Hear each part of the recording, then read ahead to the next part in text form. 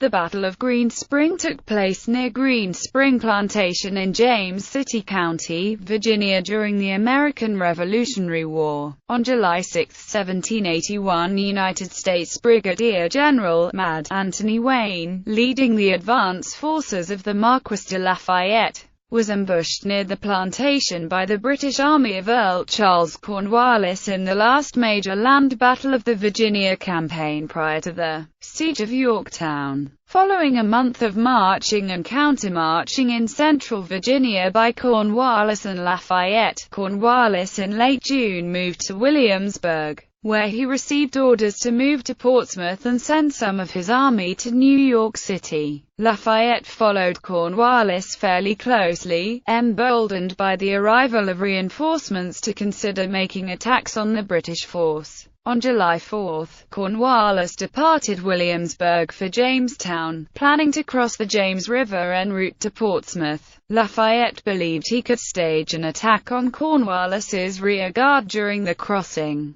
Cornwallis anticipated Lafayette's side air, and laid an elaborate trap. General Wayne's forces were very nearly caught in the trap, and only a bold bayonet charge against the numerically overwhelming British enabled his forces to retreat. Cornwallis did not follow the victory with pursuit, instead following his plan to cross the river. The action reinforced the perception among contemporaries that justified the moniker "Mad" to describe Wayne. Although opinion on the merits of his actions was divided, the battlefield has been partially preserved, and reenactments are sometimes staged. Background: in May 1781, Earl Charles Cornwallis arrived in Petersburg, Virginia after a lengthy campaign through North and South Carolina. In addition to his 1,400 troops, he assumed command of another 3,600 troops that had been under the command of the turncoat Benedict Arnold, and was soon thereafter further reinforced by about 2,000 more troops sent from New York.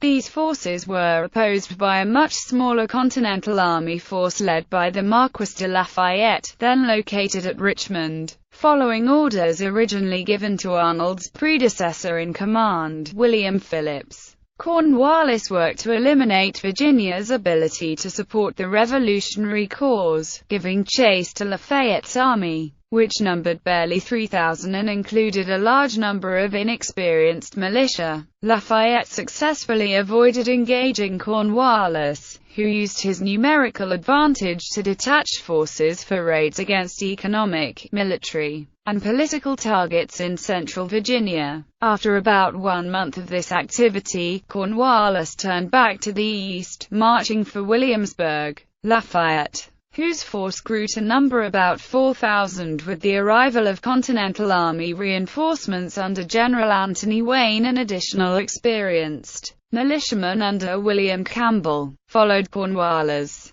Buoyed by the increase in his troop strength, Lafayette also became more aggressive in his tactics, sending out detachments of his force to counteract those that Cornwallis sent on forage and raiding expeditions. One such foray led to a clash at Spencer's Ordinary, a crossroads not far from Williamsburg, in late June. When Cornwallis arrived at Williamsburg, he received orders from General Sir Henry Clinton to go to Portsmouth and prepare a detachment of troops to return to New York City. Pursuant to these orders, Cornwallis began moving south on the Virginia Peninsula on July 4. Planning to cross the wide James River at the Jamestown Ferry. Lafayette followed, with advance units and most of his Continentals reaching Nerrell's Mill, about 8 miles from the ferry on July 5. Lafayette saw an opportunity to attack the British force as it made the difficult crossing of the James.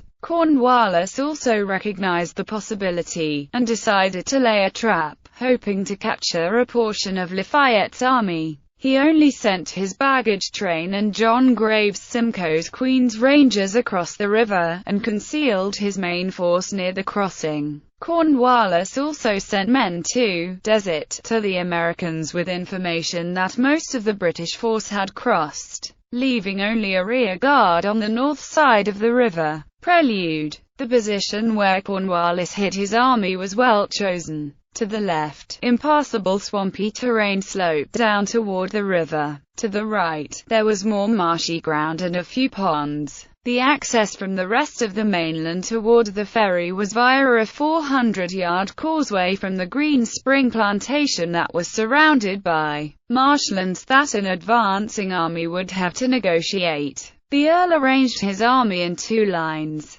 with the 76th and 80th Regiments along with part of the 43rd and Bannister Tarleton's British Legion on the left, and the Brigade of Guards and Hessian auxiliaries on the right.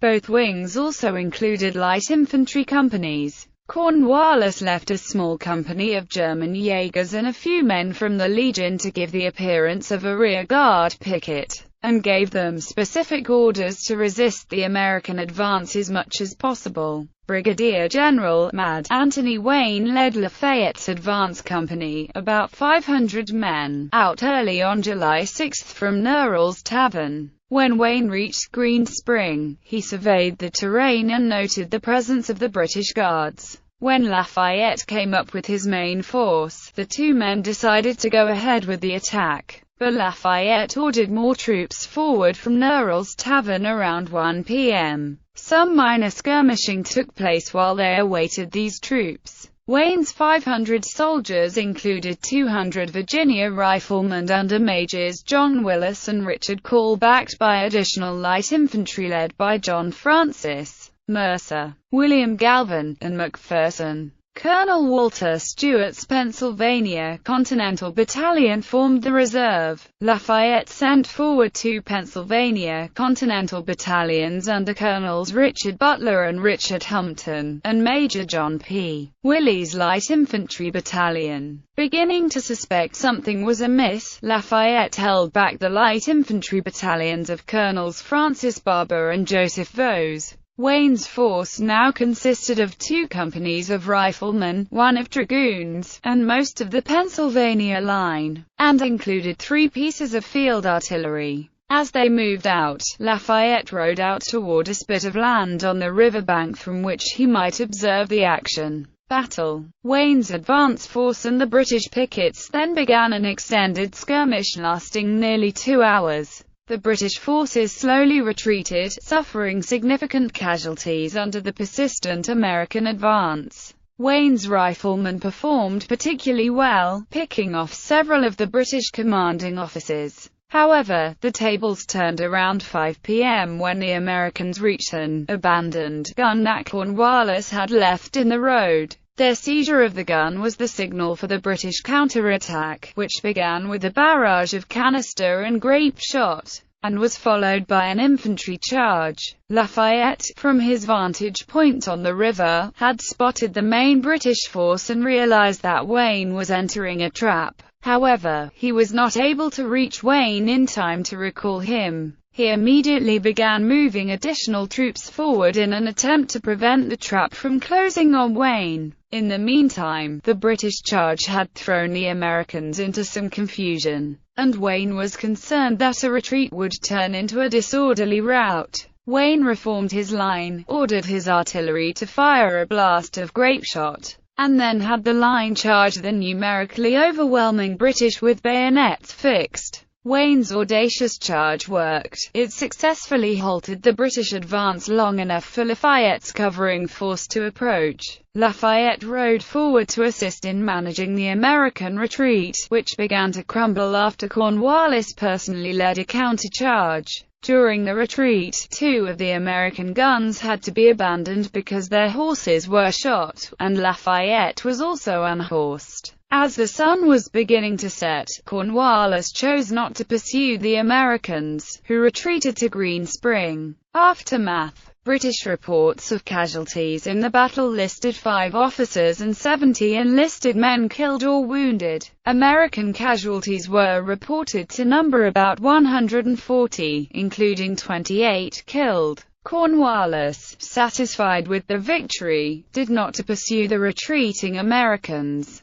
and instead crossed the James as planned and moved on to Portsmouth. There his arrangements to embark troops were countermanded by new orders from Clinton that instead ordered him to use his force to establish a fortified naval station. This Cornwallis chose to do at Yorktown, where he was compelled to surrender after a brief siege in October 1781. Lafayette, Indiana. His dispatches and reports throughout the later stages of the Virginia campaign painted Cornwallis's movements to Williamsburg and Portsmouth as a retreat. These reports bolstered Lafayette's reputation, and the battle, although a tactical setback, did not harm that reputation. General Wayne wrote of his decision to charge the full British force that it was one of those prudent, though daring maneuvers which seldom fail of producing the desired effect. The result in this instance fully justified it. Lafayette publicly lauded